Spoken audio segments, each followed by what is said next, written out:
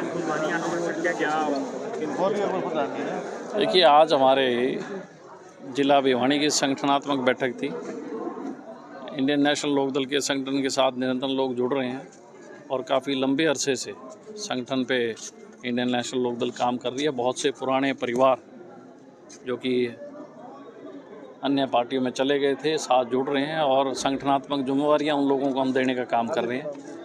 आज मैं और हमारे राष्ट्रीय संगठन सचिव उमेश लोहान साहब भिवानी की बैठक लेने आए हैं। तमाम कार्यकर्ताओं से विचार विमर्श किया, किस तरीके से संगठन उनके सुझाव किस तरीके से मजबूत किया जा सके, और बड़ा उत्साह कार्यकर्ताओं में और कार्यकर्ता बड़ी मेहनत कर रहे हैं।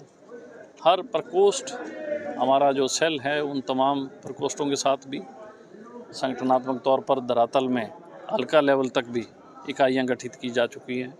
और इंडियन नेशनल लोकदल तो संगठन में शुरू दिन से ही ओम प्रकाश चौटाला जी के समय से ही बहुत मजबूत रही है। उसको और ताकत देने के लिए हमारे राष्ट्रीय अध्यक्ष चौधरी अभय सिंह चौटाला जी ने अलग अलग जोन्स में प्रभारियों की ड्यूटी लगाई है। इस इलाके के हमारे जो प्रभारी हैं श्रीमान उमेश लोहान साहब, इनके नीचे जो है मैं और हम सब लोग काम कर रहे हैं। इनकी देखरेख में जिला भिवानी की आज बैठक लेने हम लोग आए थे।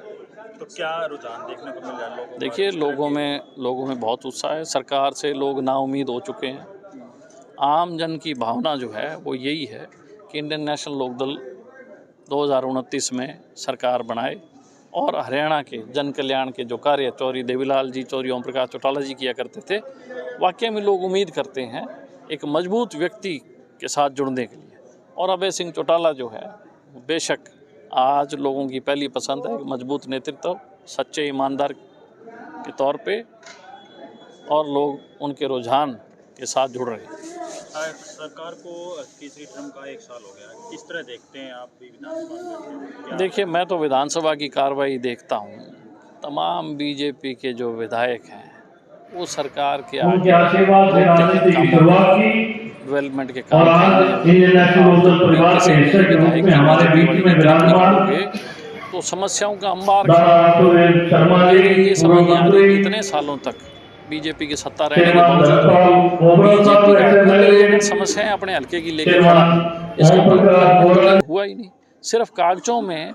और इस सरकार का तो एक नया एजेंडा है, ये तो जयंतियां मनाती है, जाति और धर्म के नाम पे लोगों को बरगलाने का काम करती है। जिस समाज जो पढ़ा लिखा नौजवान वर्ग है उसको नौकरियों की ज़रूरत है, लेकिन सरकार ध्यान भटकाने के लिए कभी महापुरुषों की जयंतियों में लग जाती है, कभी किसी मेलों में लग जाती हैं, कभी सरकारी बसें जो हैं उनसे लोगों को लाना जाना, सेक्रेटरियों की ड्यूटियां लगाती है, बीडीओज़ की ड्यूटी लगाती है। अभी ये बसें भर के लाओ, सरपंचों पे दबाव डलता है, भी जयंती में आना है, प्रधानमंत्री ने आना है, किसी ने आना है तो बसें भर के लाओ।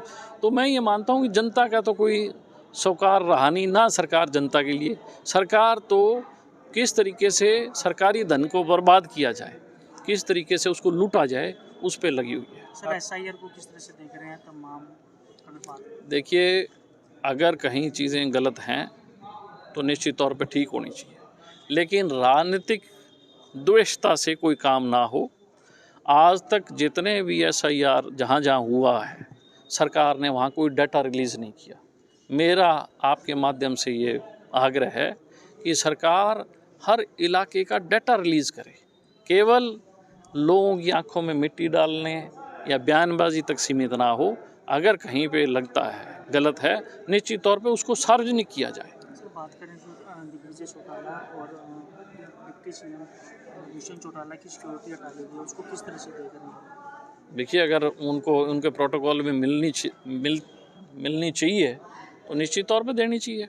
अगर प्रोटोकॉल नहीं है तो निश्चित तौर पे नहीं होनी चाहिए। जींद की जुलाना में जो रैली हुई थी उसके बाद ये पूरी सिक्योरिटी हटाई गई है वहाँ जो जिस तरह नहीं, मैं ऐसा नहीं मानता। मैं ये मानता हूँ कि हर बार सरकार सिक्योरिटी का रिव्यू करती है।